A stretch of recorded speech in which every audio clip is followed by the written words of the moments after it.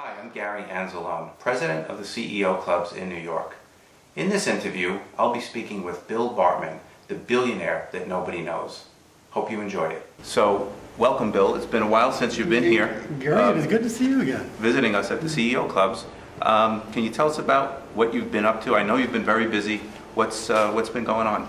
Well, it's fortuitous. You know my backstory of rags to riches, and then I had some great luck and became very, very successful. Made it to the 25th wealthiest person in America, and then had, as they would call it, the fall from grace, where a business employee committed a crime and it put the company into a tailspin, much like Arthur Andersen, where it just took the company down to the ground. Everybody lost their job, and all of the bad things that followed thereafter. And then that kind of put me in a place where, you're 55 years old and you have to start over.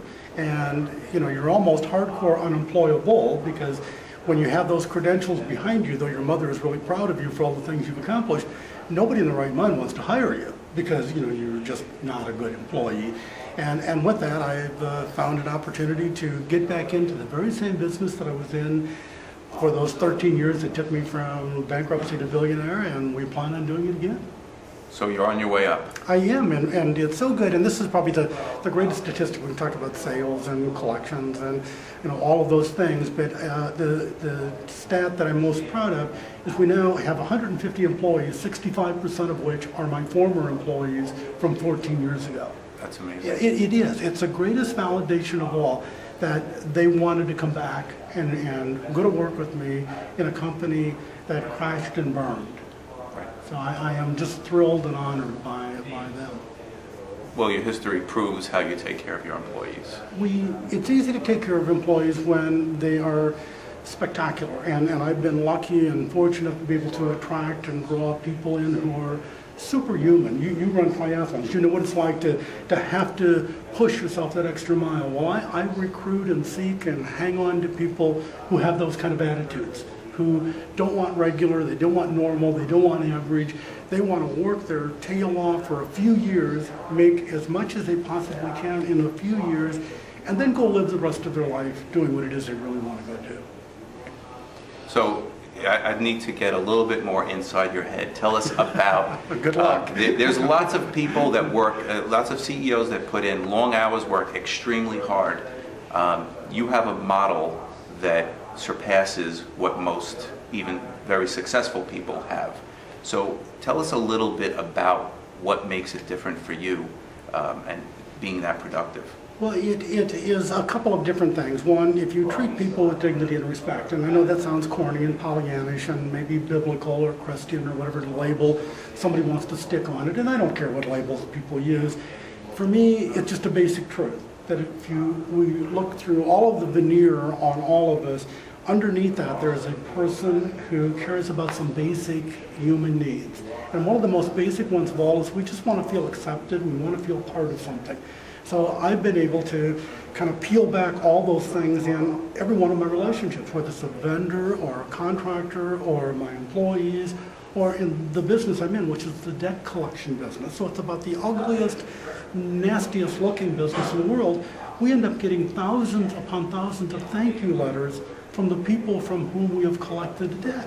Now, the only way you can do that is to not make it some cheap mantra or some buzzword or some elevator speech or some vision statement that you hang on the wall in the boardroom, but you have to live it every single day. Right. You have to care about people.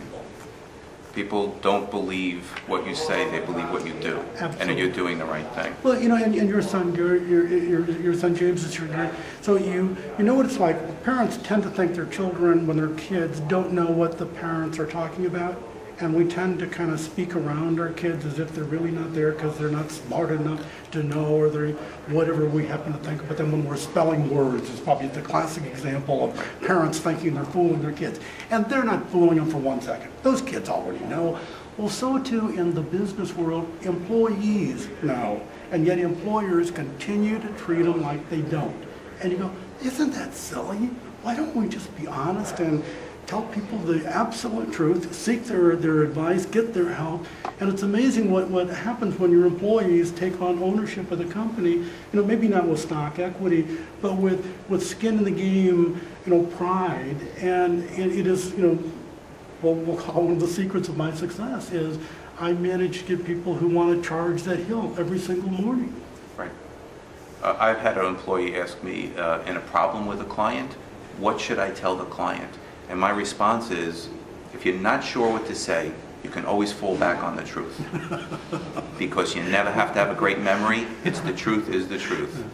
Well, it is, and business ethics are so, so move the line to wherever people think the line ought to be for the convenience sake. And my parents taught me that if you have to ask yourself if something is wrong, it's wrong. Right. You already know that. And so you should kind of use that as your guideline in every conversation. If you are awkward or uncomfortable with the way you're describing something, then you probably shouldn't be describing it that way. Right. And people get it. It's like we all have a radar detector. We say dogs can smell fear. People can smell baloney. Right. And they smell baloney a block away. And so you're out there spewing something that you think is razzmatazz and sounds so good. Most of the time the person on the other end already has the baloney card up. So people that do put in long days and can't get enough done, there's a great book by a friend of yours. It's Eat the Frog by Brian Tracy, and it's a book that I've bought many copies of and handed out to friends that have needed that kind of focus. How do you get so much done? How does your day look like?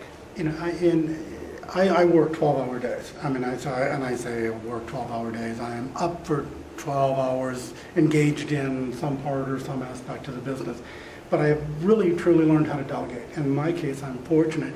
My daughter, Jessica, 34-year-old daughter who runs the business. She is my chief operating officer. She does the day-to-day, everything. And it allows me to go do the part that I think maybe I'm better suited for, and that's the politics of the business. I'm here in New York today.